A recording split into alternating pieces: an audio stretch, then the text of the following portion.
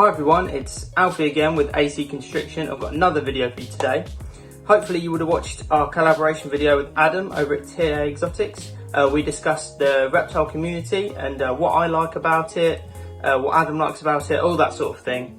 So if you haven't watched that, make sure you go over to Adam at TA Exotics' channel. He's got some brilliant content on there anyway, even if it's not just sort of the video that I'm in, which is fine with me.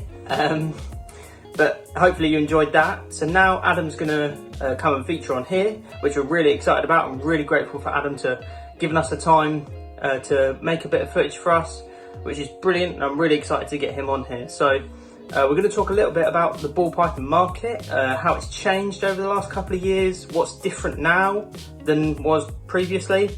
Adam's a bit more of a veteran of the hobby than I am, so his knowledge goes a bit further in the past than mine does. But for me, in the last sort of 5 or 6 years that I've been in the hobby now, don't get me wrong, I wasn't as in deep with it now as I was I am more deep in it now than I was 5 years ago, if I can get my words out. But now, I think is not vastly different to where we were 5 years ago, but I think we're at a really good point at the moment, and I think it's only going to get better. So I think, from where I'm standing anyway, everything seems to be selling quite a lot quicker now. I think there's a lot more people in the hobby than there were 5 years ago, which is brilliant, and that's down to the work of all of the YouTube channels and all of the Instagram pages that are out there, and everyone spreading the word about the brilliant hobby that we're all in, which is obviously fantastic. Is more people the better, really, at the end of the day, which is really, really good. And it's a massive credit to everyone who's in the hobby and who's been working hard to push out content and introduce new people into the hobby. But I think also people are spending a little bit more money on snakes nowadays than they were 5 or 6 years ago. I mean, when I was first getting into this, it was very much I was being told by everyone, this is going to be an expensive hobby for you. If you want to get into this, it's just cost after cost after cost, and it barely pays for itself. That's what all of the people that I knew at the time were speaking about, which, I mean, people only talk from their perspectives, so if they haven't been able to do it, I mean, they assume that I wouldn't be able to do it, obviously. But each their own. So I think now people are more willing to spend, you know, a few grand on a snake than they were 5 years ago. The reasoning for that, I don't really know. I mean, I think it's a matter of more people being in the hobby and more people showing you that you can have a high-end collection and it being a little bit of a side income for some people, which is obviously what everyone wants at the end of the day. But the market in general, I think, has shifted slightly to less snakes but higher end snakes. So instead of having 30 snakes that cost £100 each, and it's a lot of single gene, double gene, that sort of thing, I think nowadays people are having less snakes but spending a little bit more money on them, which I think is brilliant because it keeps the cost down for the keeper, the time down for the keeper, and I think it just makes things slightly more enjoyable, which at the end of the day, this is what it's for. So that's my perspective on it. I'm now going to hand over to Adam. Thank you again for doing the video for us, Adam. We really appreciate it, and hopefully you all enjoy. Thank you, everyone. Hey everybody, how's it going? Adam TA Exotics. I want to say massive thank you to Alfie for allowing me on his channel. As you know, if you've seen on my channel, we've done a collaboration not so long ago. And it was great getting Alfie on the channel. Such a fantastic person you are, Alfie, and a credit to this community. Someone so young and so energized, and knowing what he wants to do is a breath of fresh air to see. So, you know, thank you for everything that you do, buddy, and keep it up. So in this video, guys, Alfie wanted me to talk about the ball python market and my take on it, on how I think it's changed and how I think it's evolved. Now, obviously, ball pythons, or the breeding of ball pythons, goes back a long time now, way before I think I was even born, when it first sort of peaked. But it's come a long way. It's had its ups, it's had its downs. Now the one thing to remember is that it's always been there, right? It's not crashed completely where it's disappeared. It's always been there in some element. Now when I first started, probably best part of 15 years ago nearly, maybe 13, 14 years, the market was quite big, it was quite robust. Things like a simple bumblebee would cost you near £900 to £1,000. Now you can pick up a bumblebee for a couple of £100. That just shows the amount of people that have come into the hobby to try and breed and sell baby ball pythons. Now, one thing to remember, guys, is that it's all about supply and demand. That will dictate the market always. In any market, it's supply and demand. If you've got low supply of something but a huge demand, then the price for that individual animal is going to go through the roof. And we've got some examples of that today, where it be like Batman stuff and things like that, high-end stuff from Justin Kabelka, where he's coming up with revolutionary new genes every year, so it seems. They're the sort of animals that are going to be very, very high in price because there's a lot less of them, but more people want them.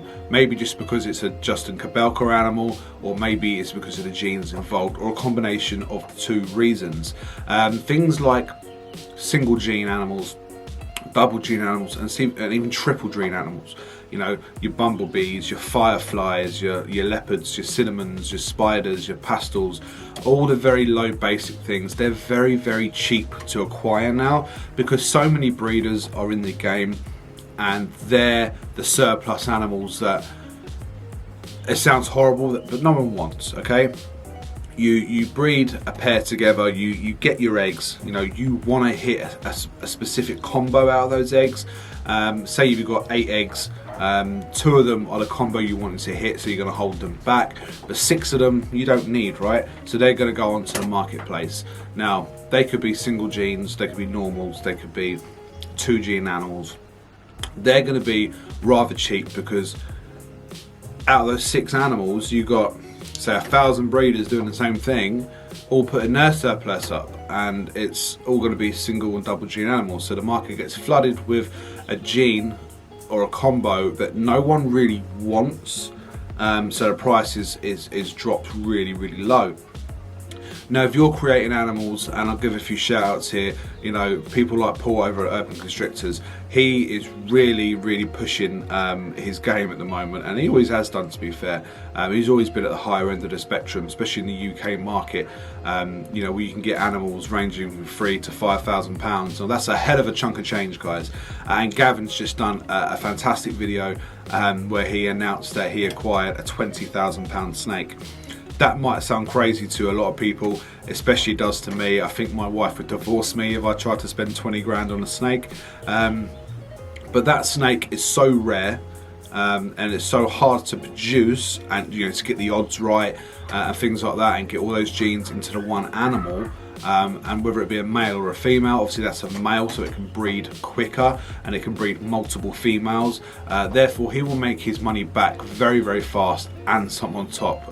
Believe that when I say that. But because that animal was so rare, because there's so few of them, price is what it was, £20,000 or thereabouts. I don't know what it actually was in dollars, but I'm guessing that's what it worked out to be in English pounds, if you like. So that's a great example there. Now, my collection isn't the highest quality in terms of genetics. It used to be quite high back in the day before I had to come out of the hobby originally, but now it's a mediocre, what I would say a mediocre sort of collection. I'm producing a lot of 2, 3, 4 gene animals. I've not really hit the recessive train yet because I had to start from scratch. A lot of my recessive animals are growing up in the hatching rack, so maybe in 2 to 3 years I'll be back in the game in terms of recessives. But by then, because so many people now are pumping out all these fantastic recessive combos, the clown, the desert ghost, the pied, the hypo, things like that, by the time I get round to it, there's going to be a massive variance in price, because so many people now are breeding and working with these genes, keeping back what they want to keep back from their clutch, and then letting the rest go on the market. You know, the price might be high because recessives normally keep a higher price tag than sort of co-dom dominant stuff. But eventually, because so many people are doing that, it will come down slightly in price. So by the time that I release any animals from those sort of combinations, the pieds, the clowns, the hypos, the desert ghosts and things like that, then I won't necessarily be able to get the same money for them as some of you guys are getting for them now. And that's just the market, that's just the nature of the beast, because so many people, it's a supply and demand thing that you could go back to again, because the supply is going to be always quite high for recessives, but the demand is also going to be high, because they're always such a popular sort of animal or gene to work with. So you need to really work out what projects you want to get involved with, you know, what the reason is you're in the hobby. Do you want to make money from this? Do you want to turn it into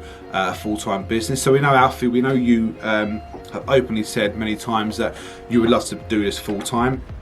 I commend you for saying that. Not many people would admit it, because they'd be scared of the backlash that they may get or the criticism they may get. But full credit to you, buddy, because you come out and said it from the off that you'd love to do this full time, which says a lot about you as a person and as a breeder. So, you know, there could have been other reasons why you want to do it. You might have wanted to do it to just as a hobby, or you might have wanted to do it, like I said, as a business, and therefore you need to acquire certain animals, certain genes to be able to fulfill the market, not just now, but for the years to come. And you've always got to evolve what you're doing, and have, you know, multiple projects on the go to sort of aim at every angle or every corner of the market, because you're going to get a lot of people that don't like recessives. You'll get the recessive mad people, and you'll get the people that love codom, visual recessive stuff, and an array of all of it in the mix. And you've really got to pinpoint what the marketplace wants. If there's 100 other breeders, especially in your area, that are all working with pied, is pied where you want to go? If it is, what else can you do different to those other breeders that will still, you know, get you custom for when those babies are available to be sold? And that's the way you got to look at it, guys. Now, people, you can go on these sort of websites, like second-hand websites and things like that, where people are rehoming their animals, and you'll always see that majority of them are very low-end sort of animals, or maybe the medium to high-end, but very low quality of that gene, if that makes sense, and the prices are always rock bottom. So that's a great bit of advice, guys. If you're after a snake and you're after a specific gene, try not to sort of go towards those sites, because the true reflection of the price isn't accurate at all. People on those sites just want a quick sale, or they just want to, or there's something wrong with that animal and they're selling it for cheap because they know it will sell fast. Always go to a reputable breeder, always go to a breeder that you've heard of, or that's willing to tell you about themselves, or have a website or have social media that you can track and see their conditions that their animals are kept in, see the pairing, so you can guarantee hets and things like that. That's always a bonus, in my opinion. Just sort of stay clear of the people that are selling very cheap animals. Guys, another great tip I find is when you're looking for a new snake to acquire, really do your research on the actual price of the snake. Now, the value of a snake is really in the eyes of the beholder, if that makes sense. I could sell a certain gene for a certain price, and someone else might sell it for a lot more or a lot less. Now, what's the true reflection of the price, and paying what price is going to have what impact on the marketplace? Now, if I'm selling a snake that costs, for example, £500, and I've got to advertise, and you come to me and say, do you know what, I've seen that exact same snake for £300, I'm going to go for that instead. You've got to sort of determine by yourself, is that £300 price because it's less quality, because the guy wants a quick sale, or is my price more fair, or is my price too expensive do your research, check out the gene. Morph Market's a fantastic tool to work in, to use in this situation. Type in the genes that you want to work with. You'll get a list of different animals from various breeders across Europe or across the world, and you can get a rough sort of idea of what the actual true market value is, and that way the market should stay strong. If too many people are, if £500 a fair price and too many people are selling them for £300, eventually that price bracket will come down and the expected price will be around the 300 mark, when the true value should be 500, if that makes sense. If you want any more clarification on that, then you can hit me up personally and we can talk a bit more detail about that.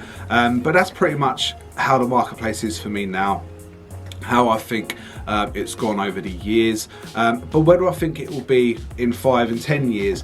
Now, I think it'll be pretty much the same, but maybe a little bit better. I mean, a lot of new genes are coming into the fold. People are starting to work with the more expensive genes. I myself I'm going to be investing a nice chunk of change sort of in the middle to the end part of this year in some new sort of genes that I've never worked with before, to try and just really push T. exotics up that little bit further, put myself on the map, if you like, just that little bit more. Now, at the moment, I've chosen those genes to work with for particular reasons. One, because they're absolutely stunning. Two, because they work so well with so many other genes. There's not many limits on what looks good and what doesn't look good, if that makes sense. And the price, I mean, obviously I want to work with this gene to create certain animals, but then I know certain animals I won't need. But what can I sell those for? I don't want to have to sell 20 snakes for 50 quid each. Do I want to make 3, 4, 5, 600 pound a snake, even with those snakes I don't want? So you've got to take all this into consideration. But that's pretty much the marketplace in ball pythons, Alfie. I hope that sort of clears things up or answers a few questions that some people might have. So that's going to be about it for me today, guys. I want to thank you, Alfie, for having me on your channel once again. An absolute honour, buddy. We should definitely do this again sometime very, very soon in the future. And obviously once this lockdown's done, we can actually hook up and come to each other's places and actually get some proper footage of our animals and do a proper sit-down collaboration. That'd be fantastic. Guys, if you're not already subscribed to Alfie's channel, AC Constriction, please smash that subscribe button below, leave him a comment, ting that notification bell, drop a like and all that fun stuff. I'm sure he would really appreciate it. So from me, guys, back to Alfie, and I'll see you very soon.